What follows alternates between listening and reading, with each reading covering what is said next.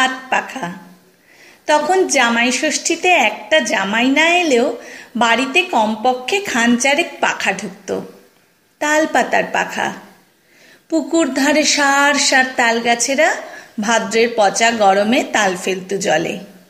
গ্রীষ্মের দক্ষিণা হাওয়ায় ঝিরঝির শব্দ তুলত আর ঝাঁকড়া মাথা নাড়িয়ে বাতাস করত খোলা ছাদে বসলেই। কাজেই তাল পাতার তৈরি পাখা যে হাতের তালে তালে দিব্য দুলবে আর মিষ্টি হাওয়া ছড়াবে, তাতে আর আশ্চর্য কি? খুব ভোরেই ঠাম্মা, মা, কাকিমার দল পাখার উপরে আম, কলা, করমচা, দুব্বর আঁটি আরও কি কি সাজিয়ে নিয়ে কলঘরের পাশে চাতালে দাঁড়াতো। বালতি ভরা জলে সেই পাখা 60 বার ঠেকিয়ে জল ছেটাত নিজেদের গায়ে। ষষ্ঠী ষষ্ঠী। তারপর স্নান সেরে সেই পাখার ঠান্ডা হাওয়া দিত সন্তান সন্ততির মাথার উপর। সুখে থাকো বাচ্চারা, ভালো থাকো, শান্তিতে থাকো।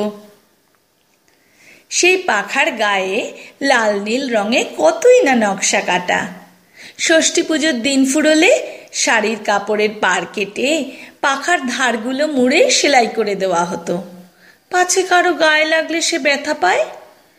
অলস দুপুরে বসে বাড়ির কলেজ পাস বর্দি কখনো ঝালর জুতত তাতে। তাও গরমের দুপুর রাতে হাতের পাখা নাড়তে নাড়তে বুড়ি ঠাম্মার ঢুলুনি এলে খোকার গায়ে লাগতো সেই পাখা। ঠক, সাথে সাথেই চমকে উঠত দুটো ঘুমে নোয়ানো চোখ। হাতের পাখা পাশের মেঝেতে ঠক্কর খেত দুবার। ষাট ষাট। জীবন তখন অভাবের, ত্যাগের, মিলমিশের। অভিযোগ যেন মাথা গোঁজার ঠাঁই পেত না সংসারে। সিমেন্টের বা মাটির মেঝেতে মাদুর বা শীতল পাটিতে পরপর কতগুলো ছোট শরীর। সারাদিনের হুটোপুটি আর মা কাম্মার হাতে পাখার হাওয়া খেতে খেতে ঘুমিয়ে পড়ত বেঘরে। কারো মুখে নাল গড়াতো, কারো মুখে বুড়ো আঙুল বা চুষি কাঠি, কারো বা হাতের ছবির বইখানি ঢুলে ঢুলে পড়ত বুকের ওপর। সব থেকে ছোটটি আজ শোয়া মায়ের বুকের কাছে মুখটি গুজে আর তর্জনীতে শাড়ির আঁচল পেঁচিয়ে তখন নিশ্চিন্তি ঘুমে। মায়ের গলায় তখনও ঘুম পাড়ানি গানেরা জড়ানো সুরে সুরে বয়ে চলত ধীরে ধীরে। হাত পাখাটিও অলস গতিতে ডান আর বাম, ডান আর বাম। খাওয়ার সময় দাওয়া জুড়ে আসন পাতা, হাঁড়ি কুড়ি ডেকচি হাতা নিয়ে বাড়ির গৃহিণী। স্বামী বসতেন তার পুত্রদের নিয়ে। বড় বউ মাথার ঘোমটা টেনে শাশুড়ির হাতে হাতে যোগান দিত সব। মেজো আর সেজো জড়সড় হয়ে দুই কোণে দাঁড়িয়ে হাত পাখায় হাওয়া তুলত প্রাণপণ। পুরুষদের পিঠ জুড়াতো সেই শীতল হাওয়ায়, আর মন জুড়াতো স্বল্প আয়োজনে সুস্বাদু সব পদে। ছোট ছেলেটি তখনও আইবুড়ো, বলতো, মাগো, রান্না শেষে তোমার হাত ধোয়া হলুদ জলেও যে কি জাদু, কি বলবো। সারাদিন বাদে কাজ থেকে ফেরা স্বামীর মাথার পাশে হাত পাখা নিয়ে বসত বড় বউ, খাটের ছত্রিতে ঠেস দিয়ে। মুখে একখানি সুগন্ধি মিষ্টি পাতার পান গুজে, পা দুখানি সামনে মেলে, পিঠ ছাওয়া এক ঢাল চুলে জবা কুসুমের গন্ধ। হাতের দুলুনিতে 4 গাছি চুড়ির ছন্দময় রিনি রিনি। নিচু স্বরে চলত আলাপ, প্রেম রসিকতা সুখ দুঃখ ভাগও হতো। ঠোঁটের কোণে গজদাতের ঝিলিক দেখতে দেখতে আর হাতের মিষ্টি হাওয়া খেতে খেতে স্বামীর চোখ যেত জড়িয়ে। নাকে শব্দ উঠত ফুড়ুত ফুড়ুত। ক্লান্ত রমণীর শরীর তখন আলগোছে স্পর্শ করত পালঙ্কের এক পাশ, পাছে স্বামীর আর শিশুটির ঘুম ভেঙে যায়। সন্ধেবেলায় আধার নামতো প্রকৃতির কোল জুড়ে।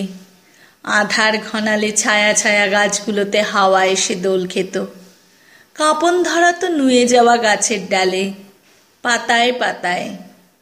কচিকাচারা আলো থাকতেই পরাপাট সেরে সামনের উঠোনে 2 জন ঘুরতে থাকতো মা কাকা দাদুকে ঘিরে।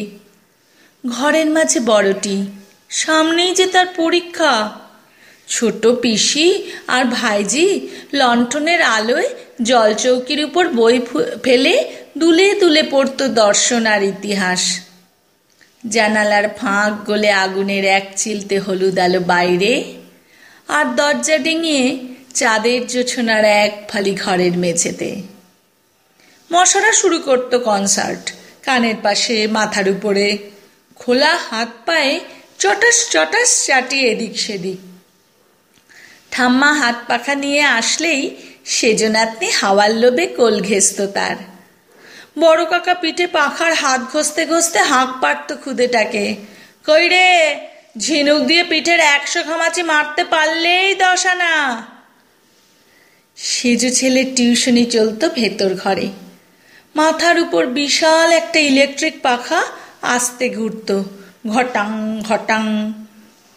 ডাম্বেল ভাজা চেহারা তার, ছাত্রদের জম। হঠাৎ যেত পাখা বন্ধ হয়ে, চারদিক নিঝুম হয়ে যেত যেন সাথে সাথেই।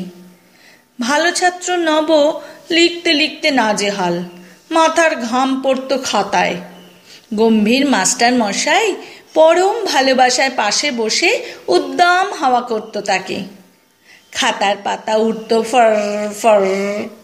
সেই অবসরে ফাঁকিবাজ ভানু যেই না পায়ের ভাঁজে বইটা একটুখানি ফাঁক করত, ফটাস করে পাখার ডাঁটি ভাঙত পিঠে। উফ!